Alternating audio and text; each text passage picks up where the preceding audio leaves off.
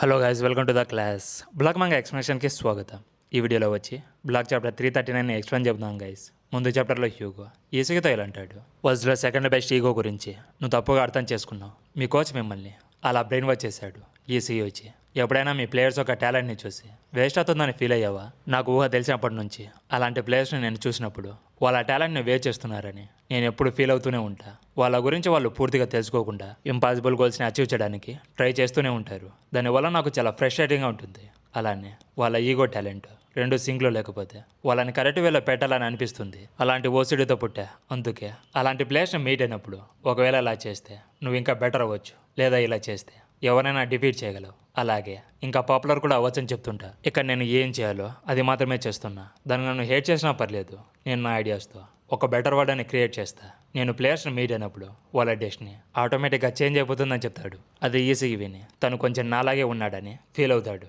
ఇక హ్యూగో, నేను ఈ వరల్డ్లో ఎందుకు పుట్టాను నాకు తెలుసుకోవాలని ఉంది. నేను స్ట్రైకర్ అవ్వాలని ఎప్పుడూ కూడా అనుకోలేదు, కానీ సెకండ్ బెస్ట్గా అలాగే ఒక మిడ్ఫీల్డర్గా వరల్డ్ కప్ని విన్ అవ్వాలని ఉంది. వరల్డ్ కప్ని 3 times విన్ అయ్యి వరల్డ్ రికార్డ్ని హోల్డ్ చేసుకుని ఉన్నది పెలే, ది కింగ్ ఆఫ్ ఫుట్బాల్. అందుకే నాకు తనకంటే ఒక వరల్డ్ కప్ని ఎక్కువ విన్ అయ్యి ఒక లెజెండ్ అవ్వాలని ఉంది. ఇప్పటికీ కూడా నా సెకండ్ బెస్ట్ ఐడియాని ఏడ్ చేస్తున్నావా ఈసీ యోయిచ్ అంటాడు. ఇక ఫస్ట్ హాఫ్ లాస్ట్లో హ్యూగో గోల్ని స్కోర్ చేయడం చూసాం. ఇక ఈ చాప్టర్లో బ్రేక్లో ఈగో అండ్ ప్లేయర్స్ మధ్య కాన్వర్జేషన్, అలాగే బారోని, షిడోని, కొనుగామిని ఇలా డబుల్ జోకర్స్ అందరినీ 3 players రీప్లేస్ చేస్తాడు.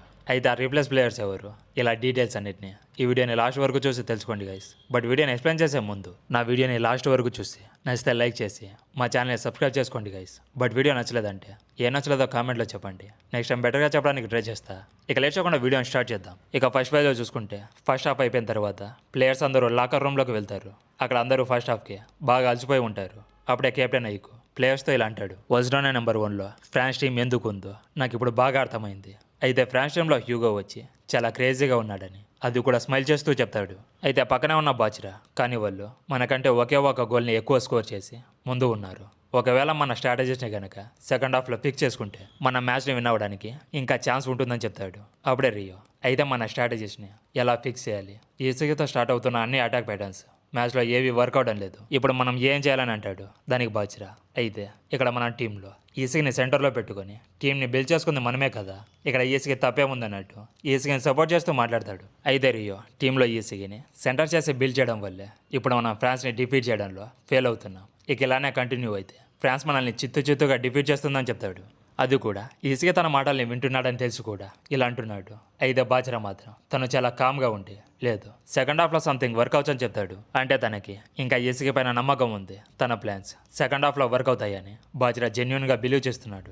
అయితే ఈసీకి వాళ్ళ మాట్లాడుకుంది మొత్తం విని దానికి ఏం చెప్పలేక సైలెంట్గా బెంచ్ మీద కూర్చొని ఉంటాడు. అప్పుడే కరాసు మధ్యలో వచ్చి చిల్అవుట్ గైస్, హ్యూరీ నేను కలిసి గోల్ని స్కోర్ చేసినట్టు అలాంటి న్యూ ప్యాటర్న్స్ని క్రియేట్ చేద్దాం. ఇక్కడ ఈసీకి బదులుగా నేను టీంకి సెకండ్ బెస్ట్ అవుతా.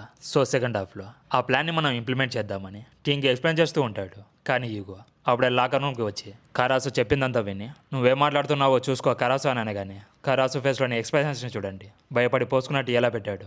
ఇక ఈగో కంటిన్యూ చేస్తూ బ్లూ లాక్ని నువ్వు డెస్ట్రా చేయాలని చూస్తున్నావా? నువ్వు ఒక న్యూ ప్యాటర్న్ని క్రియేట్ చేసి గోల్ని స్కోర్ చేసినందుకు నేను నీకు క్రెడిట్స్ని ఇస్తున్నా.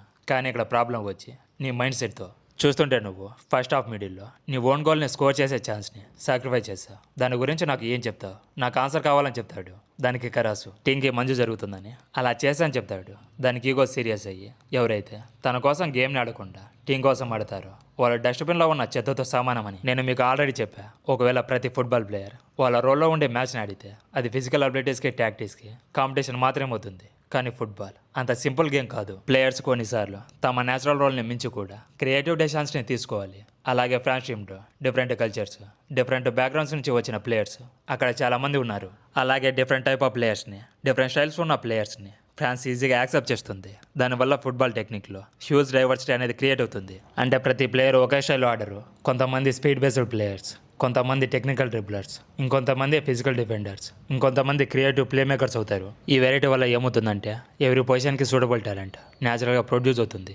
అంటే స్ట్రైకరు, మిడ్ఫీల్డరు, డిఫెండరు, గోల్ కీపరు ఇలా ప్రతి పొజిషన్కి పర్ఫెక్ట్ స్కిల్స్ ఉన్న ప్లేయర్స్ డెవలప్ అవుతారు. అందుకే ఫ్రాన్స్ కంట్రీలో strong and balanced football teams ఎక్కువగా కనిపిస్తాయి. ఇక చాప్టర్లోకి వస్తే ఈగో వాళ్ళ టీంతో ఒకవేళ ఫ్రాన్స్ సూటబుల్ టాలెంట్ని బేస్ చేసుకొని ఒక అవుట్స్టాండింగ్ టీంని క్రియేట్ చేస్తే, సేమ్ అలా జపాన్ కూడా చేసి అలాంటి టీంని క్రియేట్ చేస్తే ఫ్రాన్స్ని డిఫీట్ చేయడానికి ఛాన్స్ ఉంటుందా? అసలు ఉండదు. సమాజంలో చాలామంది నీ లిమిట్స్ని దాటకు, నీ రోల్లోనే ఉండి పని చెప్పడం వల్ల స్ట్రాంగ్ పీపుల్స్ థింక్ చేయడం స్టాప్ చేస్తారు. దాంతో స్ట్రాంగ్ పీపుల్స్ వీక్ అయిపోయి వాళ్ళతో అయ్యే పాసిబిలిటీస్ని మాత్రమే కంట్రోల్ చేస్తారు. అందుకే మనం ఎప్పుడైతే వీక్ అవుతామో అప్పుడు సూటబుల్గా మాత్రమే జీవిస్తాం. దానివల్ల మనం ఈ వరల్డ్ని ఎప్పటికీ చేంజ్ చేయలేం. అందుకే టీంలో ఉన్న ప్లేయర్స్ అందరినీ స్ట్రైకర్స్ అవ్వమని చెప్పా. సూటబుల్ టాలెంట్కి మించి వెళ్ళమని. అంటే ప్లేయర్స్ తన లిమిట్స్ని బ్రేక్ చేసి తన ఈగోని ఫాలో చేసి కొత్త పాసిబిలిటీస్ని క్రియేట్ చేయాలనే ఫిలాసఫీని బ్లాక్ యొక్క మెయిన్ గోల్. అంటే ప్లేయర్స్ ఒక సూటబిలిటీని దాటి ఛాలెంజ్ చేసినప్పుడు మాత్రమే వరల్డ్ క్లాస్ స్ట్రైకర్ బార్న్ అవుతాడు. అదే బ్లాక్ ఫిలాసఫీ. ఇక చాప్టర్లోకి వస్తే ఒక్కసారి ఇమాజిన్ చేసుకోండి, మీరు ఫుట్బాల్ ప్లేయర్గా 100 సార్లు జీవించారు. అయితే 100 టైమ్స్లో మీరు ఎన్నిసార్లు వరల్డ్స్లో బెస్ట్ స్ట్రైకర్స్ అవుతారు? ఒకవేళ నేను కాన్ఫిడెంట్గా ఉండి పాజిటివ్గా థింక్ చేస్తే, లేదా ఆల్మోస్ట్ ఒక మిరాకిల్ జరిగి నేను హై ఎవల్యూషన్ అయినా కూడా 1 టైం అవడానికి మాత్రమే ఛాన్స్ ఉంటుంది. అందుకే ఈగో ఇష్టం వచ్చి ఆ ఒక్క ఛాన్స్ కోసమే జీవించాలి. ఒకవేళ వాళ్ళ ప్లేసెస్ వాళ్ళకి తెలిసినట్టయితే అది జరగడం ఇంపాసిబుల్ అని చాలా కసితో చెప్తాడు. ఇక్కడ ఈగో మాటలకి ఈజీగా పైరపడడం చూస్తా. అలాగే ఈసీ నుంచి స్లోగా ఆరా బయటికి రావడం చూసుకోవచ్చు. కానీ ఈగో అంతా చెప్పినా కూడా కరాసు మాత్రం ఇక్కడ మన ప్లాన్స్ ఏమి ఫ్రాన్స్కి అగెనెస్ట్గా వర్క్ అవడం లేదు. అది నీకు కూడా బాగా తెలుసు కదా అని అంటాడు. దానికి ఈగో, నువ్వు చెప్పింది నిజమే. ఒకవేళ నీకు ఏదైనా కొత్తది కావాలంటే ఫస్ట్ ఏదైనా పాతదాన్ని వదులుకోవాలని చెప్పి ముందు ఈసీని టీంకి సెంటర్ చేసి తన కాంబినేషన్ ఆఫ్ అటాకింగ్ ప్యాటర్న్స్తో ఫ్రాన్స్కి అగెనెస్ట్గా వెళ్ళాం. ఇప్పుడు అవేమీ వర్క్ అవడం లేదు కాబట్టి దానికి బదులు సెకండ్ హాఫ్లో ఫ్రాన్స్తో ఫైట్ చేయడానికి నేను కొత్త ఫార్మేషన్ని చెప్పబోతున్నాను చెప్తాడు. ఇక కట్ చేస్తే ఫ్రాన్స్ లాకర్ రూమ్లో వాళ్ళ కోచ్ ప్లేయర్స్తో, ఈ జనరేషన్లోనే మీరు స్ట్రాంగెస్ట్ ఫుట్బాల్ ప్లేయర్స్ ఈ సెంచరీలోనే చూస్ చేసుకున్న గాడ్ ప్లేయర్స్ మీరు ఫ్రాన్స్ హిస్టరీని మాత్రమే చేంజ్ చేయరు, మీ అందరి కలెక్షన్ ఆఫ్ టాలెంట్ ఫుట్బాల్ గేమ్ని ఫర్ ఎవర్ చేంజ్ చేస్తుందని ఏదో వాళ్ళ ఫ్రాన్స్ లాంగ్వేజ్లో చెప్పి వెళ్ళి హిస్టరీని క్రియేట్ చేయని చెప్తాడు. ఇక్కడ తన పేరు వచ్చి రాడిన్. ఇక కోచ్ మాటలకి ఫ్రాన్స్ ప్లేయర్స్ అందరూ ఫైర్ అప్ అవుతారు. ఇక గ్రౌండ్లోకి వెళ్లే ముందు లోకి చార్లెస్ని పిలిచి ఈ సెకండ్ హాఫ్లో నాకు లైన్ బ్రేకింగ్ పాసెస్ని ఎక్కువగా ఇవ్వు. ఒకవేళ నేను ఈ మ్యాచ్లో స్కోర్ చేయలేకపోతే ఈ ఎర్త్ సాడ్ అవుతుందని చెప్తాడు. దానికి చార్లెస్, చూస్తుంటే నువ్వు గోల్ని స్కోర్ చేయలేదని చాలా ఫ్రస్ట్రేషన్లో ఉన్నట్టు ఉన్నావు. సరే, నేను చాలా నాస్టీ పాసెస్ని ఇస్తా, గోల్ చేయడానికి రెడీగా ఉండని చెప్తాడు. అప్పుడే హ్యూగో, ఇట్స్ ఓకే లోకి, ఈ మ్యాచ్ నీ గోల్తో ఎండ్ అయ్యేలా ఉందని నాకు డౌట్గా ఉంది. సెకండ్ హాఫ్ చాలా మెస్సీగా ఉంటుందని చెప్పి గ్రౌండ్లో ఉన్న బ్లూ లాక్ 3 జోకర్స్ని చూస్తుంటే బ్లూ లాక్ అలాంటి డెస్టినీని చూస్ చేసుకున్నట్టు ఉందని చెప్తాడు. ఇక గ్రౌండ్లో ఆల్రెడీ షీడో, బారో, కునిగామి రీప్లేస్ అయిన 3 ప్లేయర్స్ రెడీగా ఉంటారు. అప్పుడే కామెంటేటర్స్ ఇక్కడ జపాన్ టీం షిడోని, బారోని, కునిగామిని చిగిరి, నీకో, బాజ్రాతో ఈ 3 ప్లేయర్స్తో రీప్లేస్ చేసిందని చెప్తారు. ఇక షీడో, నా లోపల ఉన్న బ్లడ్ సెల్స్ గేమ్ని ఆడమని స్క్రీమింగ్ చేస్తున్నాయని చెప్తాడు. ఇక బారో, నేను హంటింగ్ చేయడానికి టైం అయిందని చెప్తాడు. అలాగే కునిగామి, డ్రూలింగ్ చేయడం స్టాప్ చేయండి, యూ బీస్ అని చెప్తాడు. అయితే బాజ్రా తనని బెంచ్ మీద కూర్చోబెట్టాడని డిసప్పాయింట్ అవుతాడు. అయితే చిగిరి మాత్రం డిసప్పాయింట్ అవ్వకుండా బయట నుంచి కునిగామిని నీ పవర్ ఏంటో వాళ్ళకి చూపించమని ఎంకరేజ్ చేస్తూ ఉంటాడు. అలాగే నీకు మనల్ని రీప్లేస్ చేశాడని ఏడవడానికి టైం ఇది కాదని చెప్తాడు. ఇక బ్లాక్ టీం ఫార్మేషన్లో టాప్లో రిన్, రైట్ వింగ్లో లెఫ్ట్ వింగ్లో బారో షీడో, రిన్ ముందు ఈసగి, తన లెఫ్ట్లో రైట్లో కరాసు కునిగామి, ఇలా వీళ్ళంతా ఆఫెన్సివ్లో. ఇక Hiori, Reo, Aryu, captain Aiku వీళ్ళంతా డిఫెన్స్లో ఉంటారు. ఇక ఈసగి, ఇది black team all out offensive formation. నేను సెంటర్గా ఉన్న ప్లాన్స్ని ఇప్పుడు యూజ్ చేయడం లేదు. ఇక్కడ నాకన్నా మోర్ టాలెంటెడ్ పర్సన్, అలాగే నాకన్నా పెద్ద డ్రీమ్స్ ఉన్న పర్సన్ ఇప్పుడు నా ముందు నిల్చొని ఉన్నాడు. ఇది నా వరస్ట్ పాసిబుల్ సిచ్యువేషన్. అయితే ఎందుకని నేను ఎగ్జైట్ అవుతున్నా అని తన ఐస్ని క్లోజ్ చేసుకొని హ్యూగోని సర్పా చేయని నా ఈగో చాలా బలంగా చెప్తుందని తన ఈగోని అవేక్నింగ్ చేస్తాడు.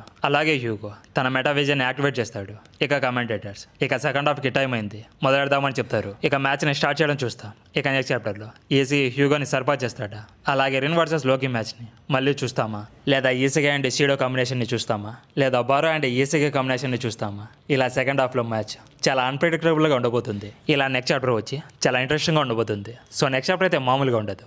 అలాగే ఈ వీడియోని ఎవరైతే లాస్ట్ వరకు చూసారో వాళ్ళందరికీ థ్యాంక్ యూ గైస్. ఇక నెక్స్ట్ వీడియోతో మళ్ళీ కలుద్దాం. అంతవరకు సెలవు తీసుకుంటూ మీ అన్మీ